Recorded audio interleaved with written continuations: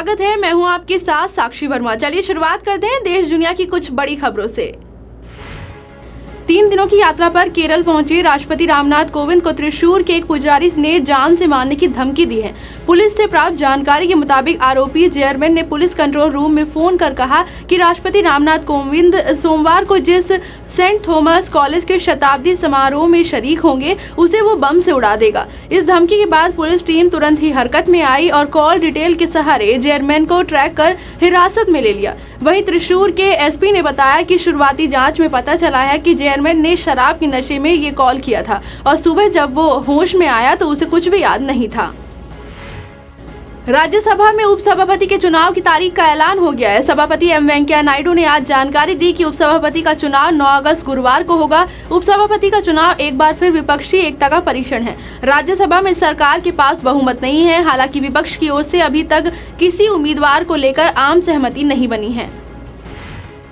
बिहार के मुजफ्फरपुर में 34 लड़कियों के साथ दरिंदगी का मामला अब राजनीतिक तूल ले चुका है। इसी बीच बिहार के मुख्यमंत्री नीतीश कुमार ने मीडिया से बात की। मीडिया में उन्होंने कहा कि हमने इसकी जांच सीबीआई को सौंपने को कहा है। सीबीआई ने अपना काम शुरू भी कर दिया है। हम चाहते हैं कि हाईकोर्ट की निगरानी में ही जाँच की जाए। उन्होंने कहा कि मामले की जाँच काफी तेजी से हो रही है और जो बयान दिया गया है कि सरकार के साहब चुप बैठे हैं, ये कहना बिल्कुल गलत है।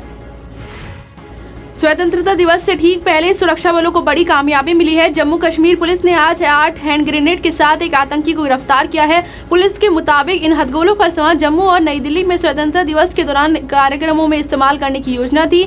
जम्मू जोन के IG doctor SD Singh Jamwal ने कहा कि इससे पहले कि शहर के किसी भी ठिकाने में वो हथगोलों को छिपा पाता, हमने उसे गिरफ्तार कर लिया।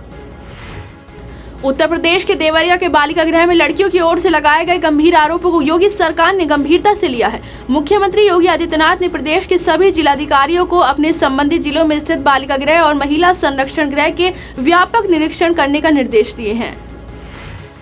AIMIM के प्रमुख असदुद्दीन ओवैसी ने राहुल गांधी के संसद में पीएम नरेंद्र मोदी को गले लगाने पर तंज कसा है। ओवैसी ने कांग्रेस पार्टी और कांग्रेसियों पर सवाल उठाते हुए कहा कि राहुल गांधी की तरह गले लगना तो दूर, अगर वो मोदी से हाथ भी मिला लेते तो उनके खिलाफ फतवा जारी हो जाता। ओवैसी ने कहा कि पीएम नरेंद्र मोदी के खिलाफ अविश्वास प्रस्ताव लाया गया था और उन्हीं के कांग्रेस अध्यक्ष राहुल गांधी गले लगने चले गए।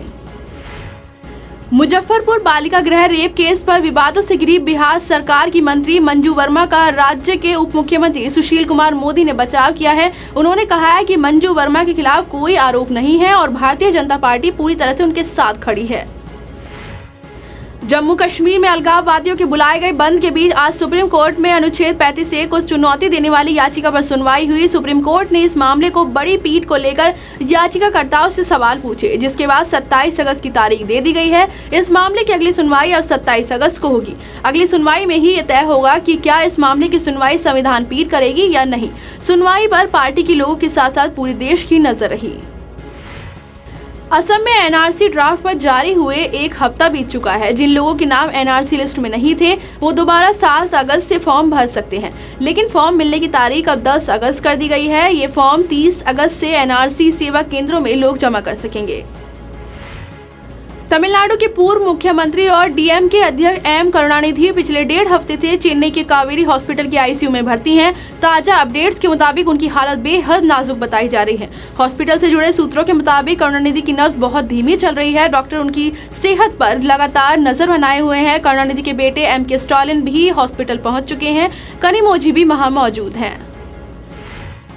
साउथ कैंपस से लाजपत नगर के बीच दिल्ली मेट्रो की पिंक लाइन मेट्रो विस्तार का संचालन आज से शुरू हो गया। केंद्रीय मंत्री हरदीप सिंह पुरी, केंद्रीय मंत्री अनंत कुमार और दिल्ली के मुख्यमंत्री अरविंद केजरीवाल ने मेट्रो भवन से हरी झंडी दिखाकर इस मेट्रो रूट की शुरुआत की। इस पिंक लाइन में 2 इंटरचेंज समेत कुल 6 मेट्रो स्टेशन है। INA और लाजपत नगर मेट्रो के लिए इंटरचेंज का काम करेंगे। इस रूट पर सर विश्वेश्वरैया मोतीबाग, भीकाजी कामा place, Sarojini Nagar, INA, south extension और लाजपत नगर मेट्रो स्टेशन है। दिल्ली मेट्रो के इस विस्तार की कुल लंबाई 9 किलोमीटर है। भारत का पड़ोसी देश चीन दिन प्रतिदिन सुरक्षा के लिहाज से हमारे लिए चिंता का विषय बनता जा रहा है। चीन लगातार ऐसी गतिविधियों में तेजी ला रहा है जो भारत के लिए चिंता का विषय बन सकती हैं। चीनी मीडिया रिपोर्ट्स की माने तो चीन जल्द ही तिब्बत क्षेत्र में भारत बॉर्डर के पास इलेक्ट्रोमैग्नेटिक कैटापुल्ट रॉकेट तैनात कर सकता है। इस रॉकेट की खासियत ये है कि कम ऑक्सीजन, कम विजिबिलिटी वाली जगहों में भी कारगर साबित होगा और अपने प्रतिद्वंदी की मुश्किलों को बढ़ाएगा। देवरिया के नारी संरक्षण गृह में भी देह व्यापार कराए जाने के आरोप लग रहे हैं। संरक्षण गृह से भागी एक लड़की ने पुलिस को ये जानकारी दी तो हड़कंप मच गया।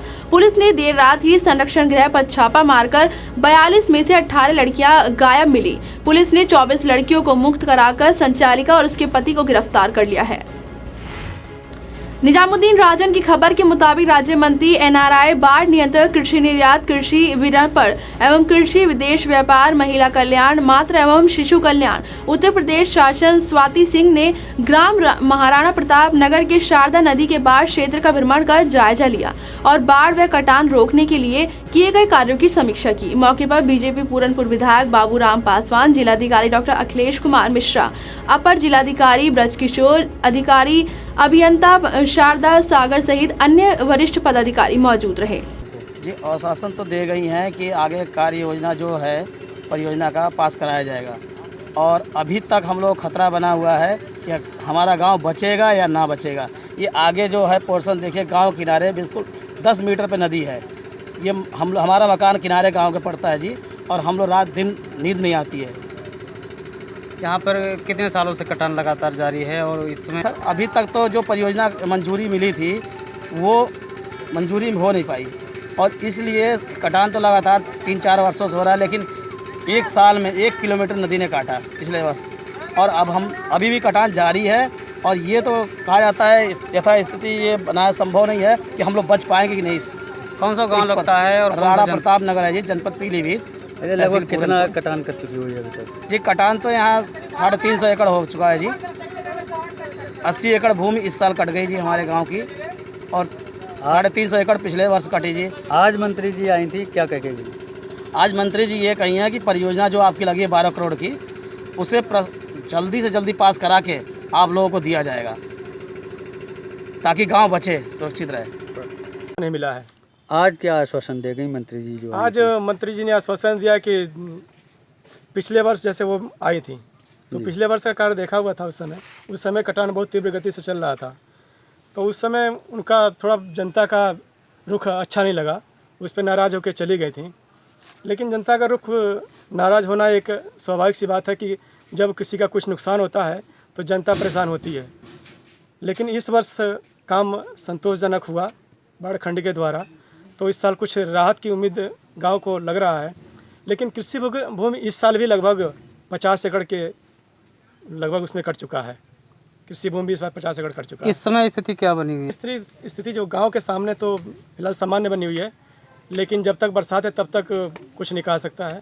नदी कभी भी आगे पीछे घूम सकती है। अस्थायी तो कुछ भी नहीं है, नदी आगे पीछे कभी भी घूम सकती है। इस समय कितनी दूरी है आपके राणा प्रताप नगर? राणा प्रताप नगर से मात्र कहीं किसी एंगल से 50 मीटर और किसी एंगल से 20 मीटर, और सबसे कम जो है वो 10 मीटर की दूरी पे है राणा प्रताप नगर गाँव। किसी समय भी कौन सी नदी बह रही है यहाँ पे? शारदा नदी। अक्षय कुमार पहली बार टीवी एक्ट्रेस मोनी राय के साथ फिल्म गोल्ड में नजर आने वाले हैं। ये फिल्म स्वतंत्रता दिवस के मौके पर रिलीज हो रही है। फिल्म में पहली बार अक्षय कुमार को अपनी पत्नी से पिटते हुए दिखाया जा रहा है। इस बात का खुलासा हाल ही में फिल्म के एक मेकिंग वीडियो में हुआ है। वीडियो में अक्षय कुमार ये बताते नजर आ रहे हैं कि मोनी राय की कास्टिंग बंगाली महिला के रूप में बिल्कुल सही है। वो बुरी तरह से अपने पति को मारती है, ये उनकी आदत में शुमार है। दिन भर की खास खबरों में फिलहाल मेरे साथ सिर्फ इतना ही। तमाम जानकारियों के लिए आप जुड़े रहिए A1 न्यूज़ के साथ।